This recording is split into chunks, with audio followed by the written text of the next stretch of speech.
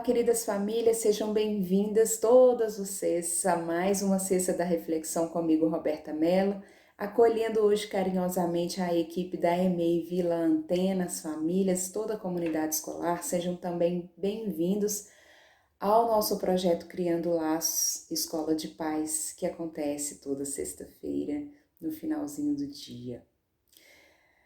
Bem, o que motivou a conversa de hoje aqui é uma formação que eu fiz numa escola municipal essa semana e uma professora fez um depoimento lá muito verdadeiro que me fez ficar refletindo sobre essa questão que eu vou conversar com vocês hoje, que é algo que a gente pode falar mais vezes. Se for interessante para vocês, vocês podem deixar nos comentários para mim, mandar o feedback para alguém da escola, porque aí a gente aprofunda mais nesse assunto. A questão é, quando nós estamos educando nossas crianças, nós não fazemos isso a uma mão só.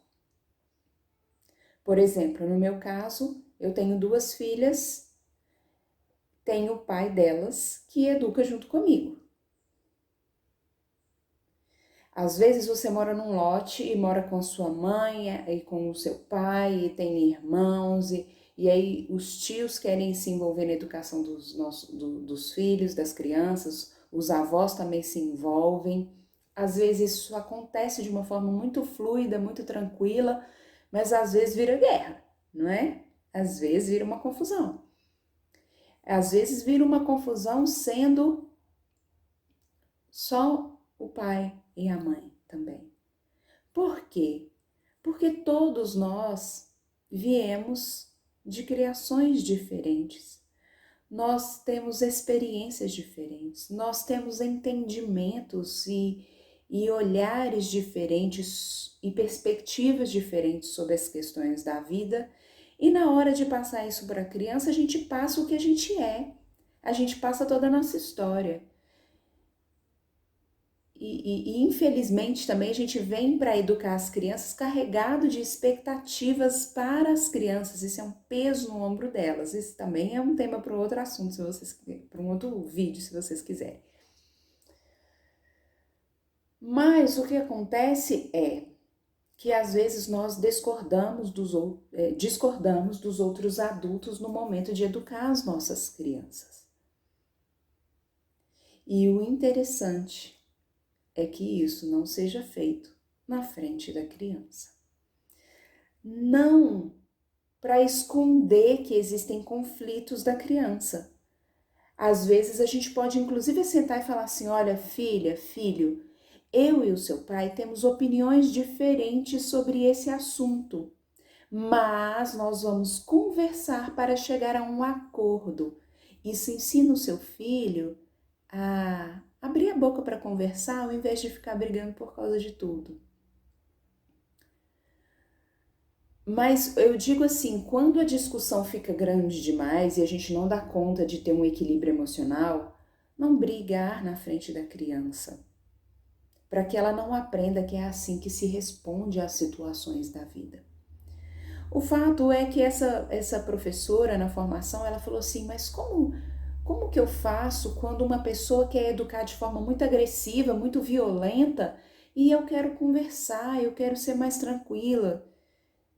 E a pessoa não me ouve, né? Porque quando a pessoa ouve, quando você consegue chegar num pai, por exemplo, e fala assim, ou numa mãe, ou num avô, olha, eu não concordo com essa maneira de educação violenta, eu acredito que a gente possa conversar com a criança, vamos tentar diferente? E a pessoa fala, ok, vamos tentar diferente, aí é bem tranquilo, né? Mas quando a pessoa, além de não ouvir, ainda fica violenta, ainda fica bravo com você também, aí fica complicado. E aí o que a gente precisa fazer nesse momento? O que nos cabe. E o que é que nos cabe? A nossa parte.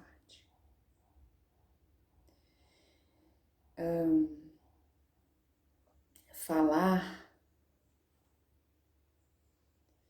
às vezes, pode até comover o outro, convencer o outro de alguma forma. Mas o nosso exemplo, ele vai arrastar até com uma força que parece desconhecida ao outro.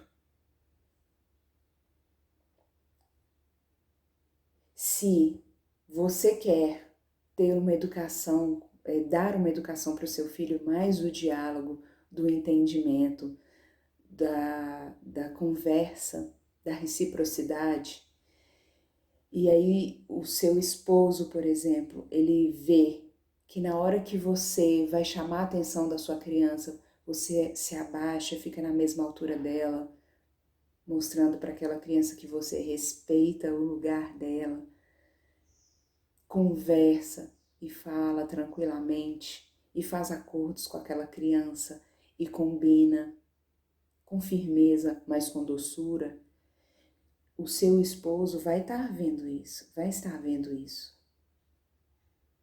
E quando ele vê que é possível fazer, algo muda dentro dele, ainda que eles não admitam. Ou o contrário, às vezes é o pai que assume essa postura. Às vezes a gente não vai conseguir muitas coisas conversando com determinadas pessoas que não aceitam que estão erradas, e tá tudo bem, porque cada um tem seu tempo. Mas façamos a nossa parte. Sejamos exemplo. Não acredito que o exemplo seja uma forma de ensinar, não. Na verdade, eu acredito que ele é a única forma de ensinar de verdade. E é algo que eu olho da minha própria vida todos os dias. Não quer dizer que eu não dou meus berros aqui em casa de vez em quando, não quer dizer que eu não fico nervosa, que eu não saio do eixo, mas é esse olhar consciente de sim, eu saí do eixo, respira e volta para ele. Não importa quantas vezes a gente sai do eixo, importam todos os nossos esforços de voltar para ele. Sejamos exemplo. Tchau, tchau.